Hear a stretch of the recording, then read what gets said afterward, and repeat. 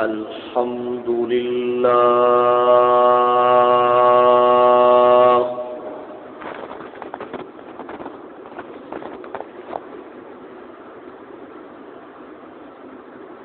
الحمد لله وحده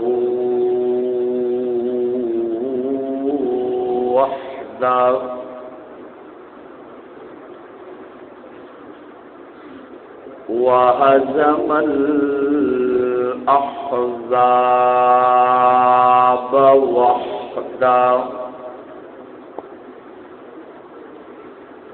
وأعز جنده ونصر عبده وصدق وعده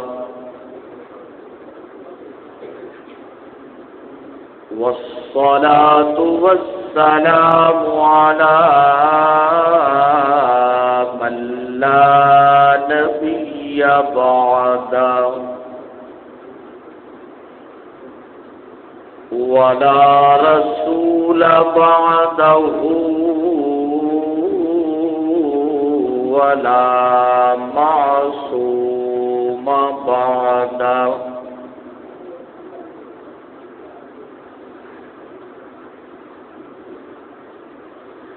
أما بعد فإن خير الحديث كتاب الله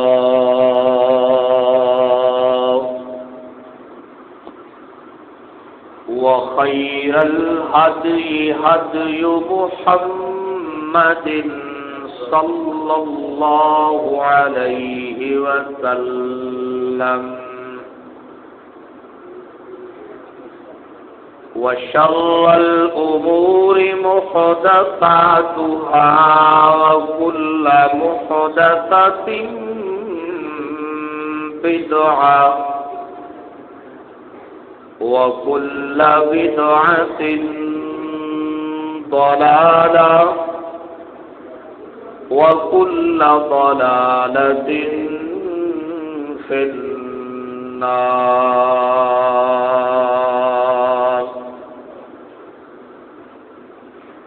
أعوذ بالله السميع العليم من الشيطان الرجيم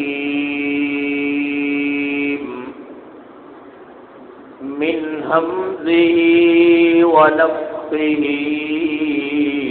ونفثه.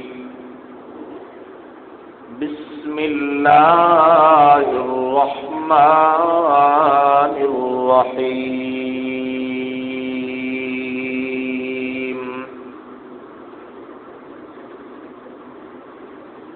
فابعثوا أحدكم بورقكم هذه إلى المدينة فلينظر أيها أزكى طعاما فليأتكم برزق منه وليتلطف ولا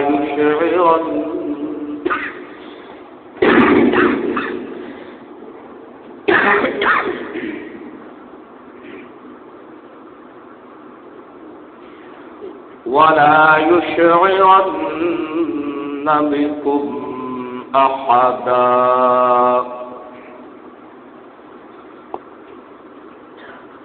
درود پاک احباب پڑھیں.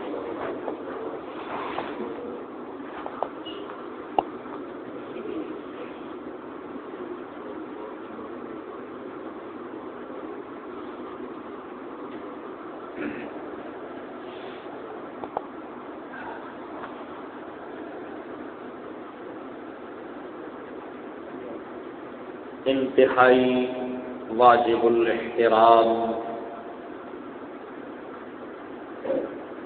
لائق صد احترام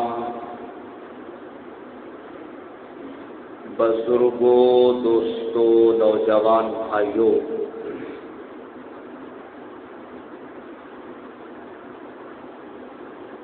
بحمد اللہ تعالی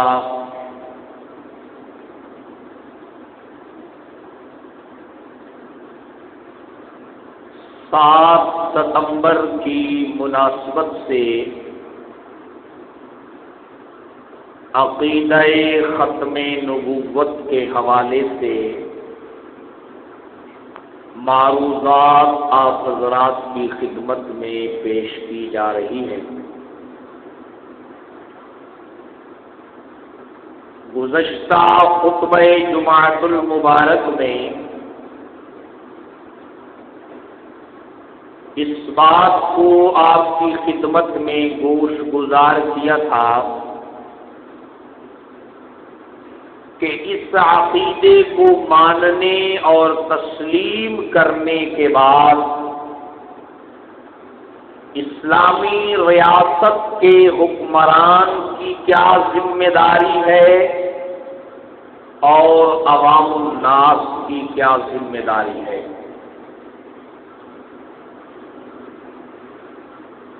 آج کے خطبہ جمعۃ المبارک میں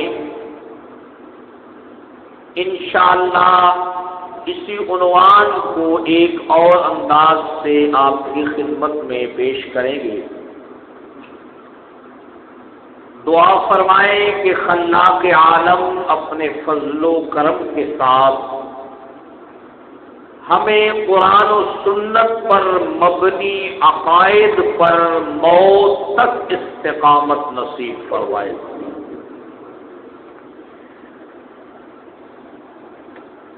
جب ہم نے اس عقیدے کو تسلیم کر لیا کہ اللہ رب العزت نے ہر قسم کی نبوت کو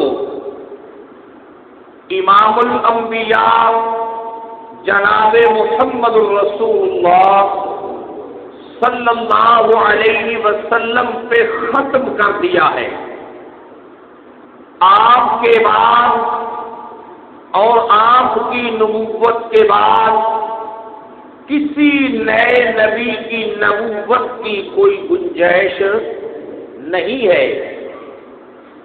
تو عقیدہ ختم نبوت کو ماننے کے بعد کچھ اور چیزیں بھی ہیں جن کو ماننا اس عقیدے کی تکمیل کے لیے ضروری ہے، وگرنہ اس عقیدے کی تکمیل نہیں ہو سکتی۔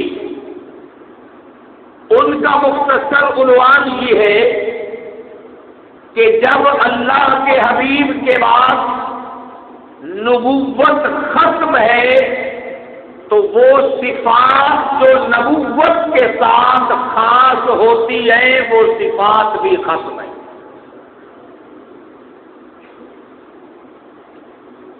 جب نبوت ختم ہے، جب ہم توحید کے حوالے سے کہتے ہیں کہ اللہ کے علاوہ کوئی اور الہ، تو پھر ہم الہ والی صفات کسی اور میں ماننے کے لیے تیار ہیں؟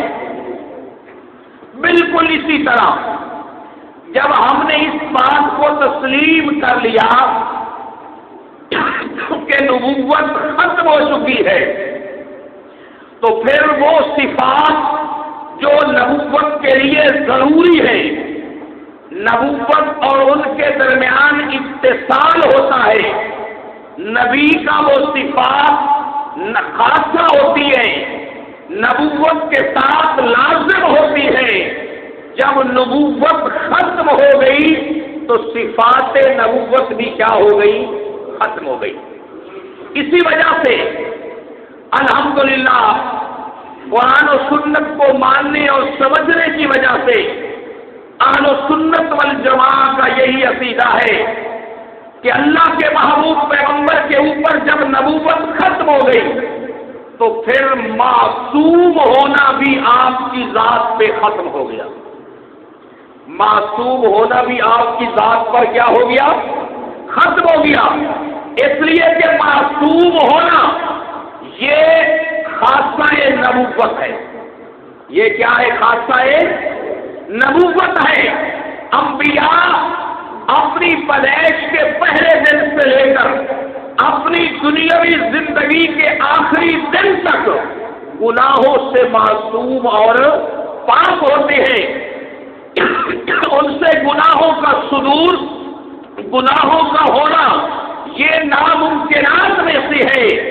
اسی وجہ سے ہم اپنے خطبے میں بھی اکثر یہ بات کرتے رہتے ہیں کہ اللہ کے نبی کے بعد لا نبی بعدی ولا معصوما، کہ اللہ کے محبوب پیغمبر کے بعد جس طرح کوئی نبی نہیں ہے، اسی طرح اللہ کے نبی کے بعد کوئی معصوم بھی نہیں ہے۔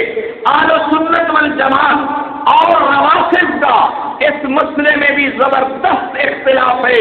عام طور پر لوگ یہ سمجھتے ہیں کہ جس طرح ہم کہتے ہیں امام ابو حنیفہ، امام مالک، امام شافعی، وہ انہی معنوں کے اندر کہتے ہیں امام حسن، امام حسین، امام زین العابدین، محمد باقر نہیں۔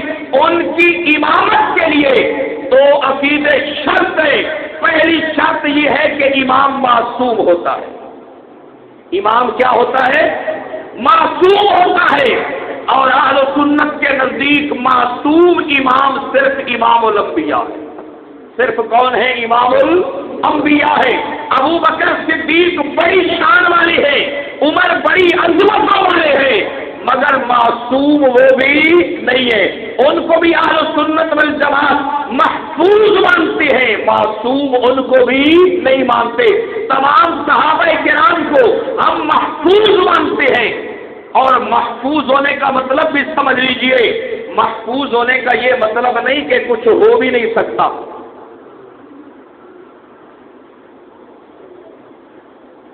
سمجھ آ رہی ہے بات؟ محفوظ ہونے کا یہ مطلب نہیں ہے کہ ان سے کچھ ہو بھی نہیں سکتا۔ محفوظ ہونے کا مطلب یہ ہے کہ کچھ ہو جائے تو وہ ان کے کھاتے میں رہتا نہیں، رب ان کو توبہ کی توفیق دیتا ہے۔ یہ مطلب ہے محفوظ ہونے کا۔ مگر میں تو خود قرآن مجید کو وجہ دے رہا ہے کہ غزوہ احد کے اندر پہاڑی درے پہ اللہ کے نبی نے صحابہ کو کھڑا کیا، صحابہ نیچے اتر آئے یا نہ اتر آئے؟ بولو تو صحیح یار، کچھ ہو گیا یا نہیں ہو گیا؟ نقصان بھی دنیا میں ہوا یا نہیں ہوا؟ اللہ نے خود اس کو فرمایا وَعَصَيْتُم مِّن بَعْدِ مَا أَرَاكُم مَّا تُحِبُّونَ، تم سے میرے رسول کے حکم میں نافرمانی ہو گئی۔ محفوظ ہونے کا یہ مطلب نہیں کہ کچھ ہو نہیں سکتا۔ محفوظ ہونے کا مطلب یہ ہے کہ جب کچھ ہو جائے، جس سے بھی ہو جائے، رب اس پر اس کو باقی نہیں رہنے دیتا، توبہ کی توفیق دیتا ہے اور اس کے نامہ اعمال کو صاف کر دیتا ہے۔ یہی وجہ ہے کہ غزوہ احد کے موقع پر جب صحابہ کرام سے مسئلہ بنا، 40 صحابہ نے پہاڑی درہ چھوڑ دیا، اس کے بعد 70 صحابہ کرام شہید ہو گئے۔ کتنے صحابہ شہید ہوئے؟ 70 صحابہ کرام شہید ہو گئے۔ مگر اللہ نے قرآن مجید میں اپنے نام کی قسم اٹھا کر فرمایا کہ وَلَقَدْ عَفَا اللَّهُ عَنْهُمْ، مجھے اپنے رب ہونے کی قسم ہے، میں نے ان کو معاف کر دیا ہے۔ میں نے ان کو کیا کر دیا ہے؟ معاف کر دیا۔ لوگ آپ کو تاریخ کے حوالے سے بتاتے ہیں کہ ان کے درمیان آپس میں مسئلہ بنا، اتنے صحابہ شہید ہو گئے، اس کا کیا حل ہے؟ ان کو کہو آؤ غزوہ احد میں اس کا حل موجود ہے کہ پہاڑی درے پر موجود بھی صحابہ، انہوں نے پہاڑی درہ چھوڑا، ان کی وجہ سے 70 صحابہ شہید ہوئے، مگر رب نے ان کو پھر بھی کیا کر دیا؟ بولو تو صحیح یار، اللہ نے ان کو پھر بھی کیا کر دیا؟ معاف کر دیا۔ صرف ان کی وجہ سے 70 صحابہ شہید ہوئے یا اللہ کے نبی بھی زخمی ہو گئے؟ آپ کا احد کے موقع کے اوپر دعوت مبارک بھی شہید ہو گیا، 70 صحابہ کرام شہید ہو گئے، امیر حمزہ کے جسم مبارک کا مسلح کر دیا گیا، مگر اللہ نے فرمایا میرے حبیب میں نے ان کو پھر بھی کیا کر دیا ہے؟ سمجھ آ رہی ہے نا؟ اگر ان کے کسی کام کی وجہ سے خود اللہ کے حبیب بھی زخمی ہو جائے، اللہ ان کو پھر بھی اس پہ باقی نہیں رہنے دیتا۔ اللہ نے اپنے حبیب سے بھی فرمایا میرے حبیب میں نے معاف کر دیا ہے، فاعف عنہم، آپ بھی ان کو کیا کر دیں؟ یہ اعزاز ہے ان کا، یہ مطلب ہے محفوظ ہونے کا۔ اس لیے یہ بات اپنے ذہن میں آپ رکھ لیں کہ اہل تشیع جو ہیں وہ جن کو امام مانتے ہیں ان میں پہلی صفت کیا مانتے ہیں کہ وہ معصوم ہیں. کیا ہے بھائی؟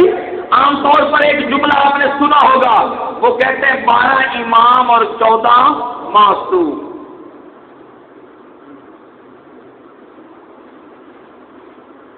یہ غلط عقیدہ ہے، گمراہ کن عقیدہ ہے، قرآن و سنت کے خلاف عقیدہ ہے. صحیح عقیدہ کیا ہے کہ جب نبوت ختم ہو گئی تو نبوت ختم ہونے کے ساتھ ساتھ وہ صفات بھی ختم ہو گئی جو نبی کا خاصہ ہوتی ہے. اور